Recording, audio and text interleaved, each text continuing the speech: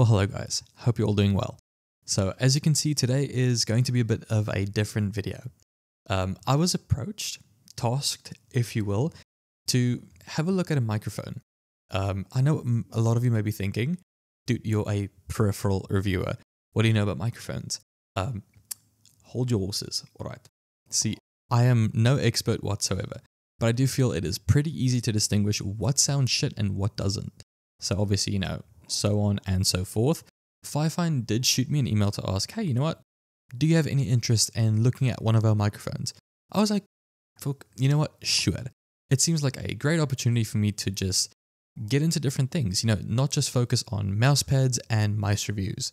So obviously fast forward a week or so, and I do have the microphone in hand. So let's get right into it. The unboxing was really straightforward. We have a basic flippy box and we're greeted with the user's guide and base of the mic laying on a foam sheet. Lifting it up, we have a basic but pretty solid USB Type-C cable, and then of course the mic itself. It was honestly way bigger than I initially thought. It has quite a bit of weight to it because of the stand and the arm bracket attached to it. The mic itself is pretty light as it's made of a cheaper plastic material. Honestly, that is not necessarily a deal breaker, as it does not have any flexing or creaking whatsoever. Taking a further look, we do have two knobs on the front. One is going to be for your microphone gain, obviously, and then the other one's going to be for your headphones. But why would there be one for headphones? If we do flip the mic to the bottom, we do have an extra set of inputs. So one is going to be the auxiliary port. Now that is obviously used to plug in your IEMs or your headphones, and it's thus connected to the headphone knob on the front to adjust your audio for what feels comfortable to you. Next, we do have the XLR plugin. So that is obviously if you have a DAC or an amp, just to do a direct plugin. And then last but not least, our favorite one is going to be a Type-C.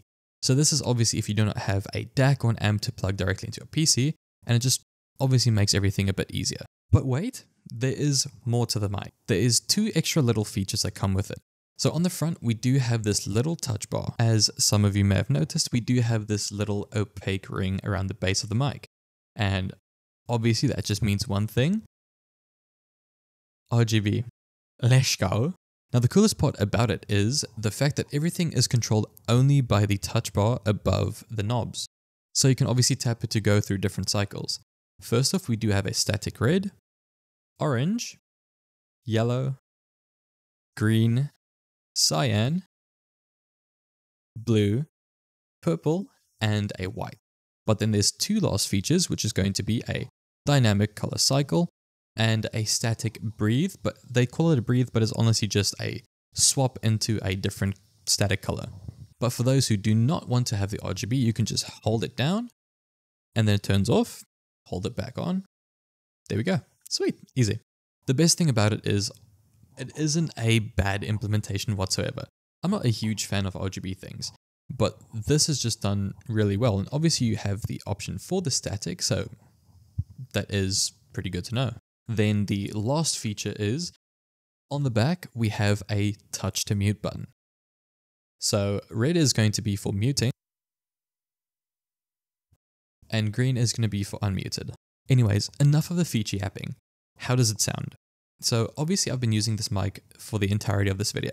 This is going to be a compressed and just post-edited version of the raw recording. And here is it without any compression and post-editing whatsoever. But also just to give an indication, the whole setup of mine is clearly in the garage.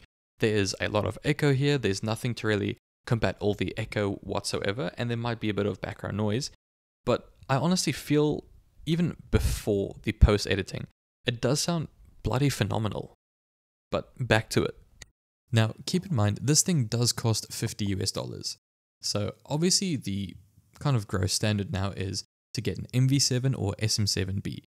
And I do feel it's overrated, especially at the cost that you're paying for it. So the thing is though, FiFine does make very cheap audio equipment, but they don't sound bad whatsoever. So just take the AM8 for example. It is honestly such a good value that you're getting out of it. And to kind of make it a whole thing, I would really recommend getting yourself a Rode PSA1 boom arm or just the Elgato low profile one. And you'll honestly just be set forever. Or well, honestly, if you just get bored and want to invest a little bit into your audio setup, Just get a DAC and amp setup and use XLR and you'll be perfectly fine. But honestly, that's going to be all for today, guys. Thank you so much for watching. Take care and peace.